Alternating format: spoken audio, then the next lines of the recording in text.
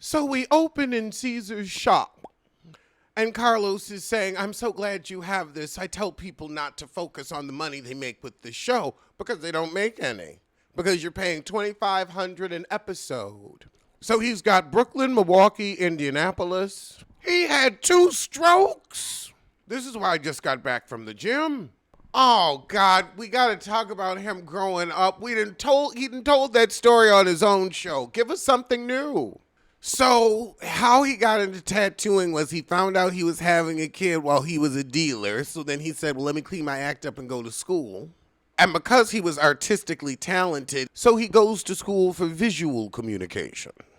And then one of his clients was a tattoo artist, and he said, I'll teach you how to tattoo to get you out the game. So because he knew how to draw, he learned in 3 months. Why did we need to know Caesar's father passed away from complications of HIV? How is that relevant? Oh, God. You want to be medium ass. You're giving Sylvia Brown. He said, I've tattooed everyone from celebrities to the worst people in the world. You're a dog abuser. You realize you are one of the worst people in the world. So he got the offer to do the show, and he thought, great, I'll get to be near my child's mother and, help raise my kid. Smart. Since Caesar has been, he's had the stroke, so that may be why he's hard to understand, so I'm not going to make fun of him. But he always had to be a bit deciphered before the strokes. But you earn those strokes. You beat on a dog, God beat on your brain. Fair. He said that they almost got evicted, so he had to do $20,000 worth of tattoos in a month. That's a lot of damn tattoos. I mean, a lot of people do get tattoos in New York, but that's a lot of damn tattoos. And he goes over the meteoric rise of black ink. And that really was the golden era of reality TV barely meeting Twitter. He said, it's called being a reality rock star. Carlos, you want that so bad. You frig your pussy every night to the thought. Were the women just throwing themselves at you? I mean, the season 1 and 2 money wasn't that good. They was still broke. He didn't stop looking ashy till after season 5. Remember when I got I keep my chapstick handy because of them niggas. Remember when I had to put my chapstick to the screen for Duchess? Y'all couldn't afford chapstick, talking about a glow up. He said, I never cheated on Duchess. I never wanted to get caught. And I was too busy having a show, being a tattoo artist, and dealing with her. And Duchess is a full-time job. He said Duchess became an industry woman, and he missed the sweet Southern girl. So Duchess wouldn't move regarding North Carolina, and he's like, this is too podunk for me, and I could do Atlanta, and she's like, nope. How foolish. But then again, she avoided being attached to you during your downfall. A lot of big words he learned through Duchess. Well, you sure didn't pay attention in school. Caesar's upset that Duchess said that he put his hands on her. I think I remember something about that, but then it was proven untrue. But you did hit that dog. We saw you. So I don't know what to believe, but I know you ain't shit. Yeah, your daughter said you put his hands and feet. Even the dog said it.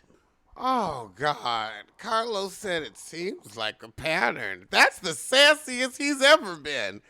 Because, Lord, we've just been letting these lies fly. Then yesterday, the lies flying on with Candy and Sissy Chrisley. There's never been any proof, even when the cops have been called. Because people lie because they don't want you to go to jail. Caesar said the issue with his daughter was about a $1,400 lace front. He's like, look, you have one for events, but I'm not doing one every week. Yeah, my girlfriend has one because she pays for her own. Child, he and his daughter still ain't speaking. After he got to the hospital, they had another misunderstanding. Boy, it sounding ain't shitty to me. You sound like Walt lying about the money. According to him, he wouldn't buy her the car she wanted, so don't call me no more. He's still saying it's Crystal's fault. Child, I mean, Crystal was an evil little something. But you ain't shit either. Look at Carlos following up. So let's get to the animal cruelty that was caught on video. Now, all this other stuff, you're dodging and no charges and the police were there. But we finally caught your ass on camera. That seems like a pattern of anger. Carlos said, I'm going to get put on my Diane Sawyer hat. That's real. Carlos said, I'm going to give you the respect to tell us where your headspace was at. So you were upset about the situation with your daughter, which was violence. So you solved it by beating on the dog. Somebody that can't snitch. Go Strokes. So he said he was pulling his two dogs apart because one had the other one in his mouth. So they're aggressive dogs. Wonder where they got that from. He said the dog was coming after him since he had taken away the prey of the other dog, and he was following him, so I just threw the chair at him to stun him. He said he accidentally kicked the dog in the other video. I ain't gonna look up this bullshit. I'm sorry. It's been an hour and 6 minutes of excuses, and that's all I can fucking take. Caesar, I'm not gonna wish you a third stroke. I'm not. See, look at the growth. Look at me grow. Look at me grow. I will, however, relish in the two that you had. I don't care if they bring back the show. I don't want to see anything about you. That's it. That's it. Just an hour and 6 minutes of excuses. That's all I can take. Before I go, I want to hear about the firing. But Lord knows it's a suffer through. So he said they told his lawyer they didn't call him direct.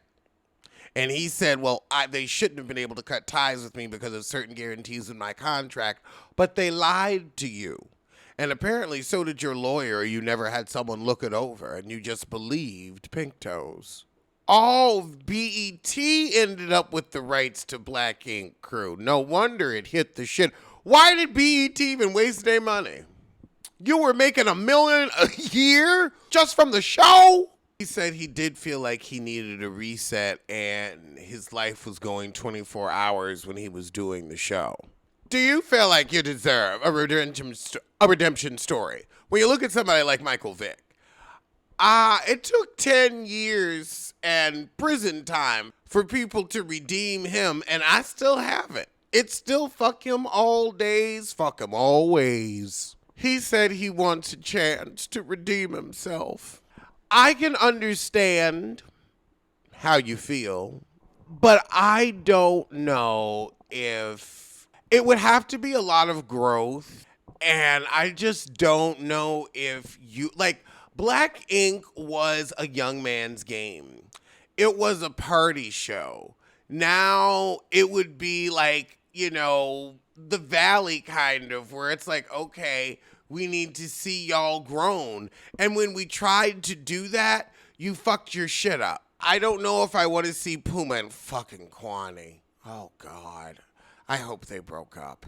Ooh, Kwani. That is a, Kwani. Oh, God. I feel like I've got to rinse my mouth out. Got Kwani in it.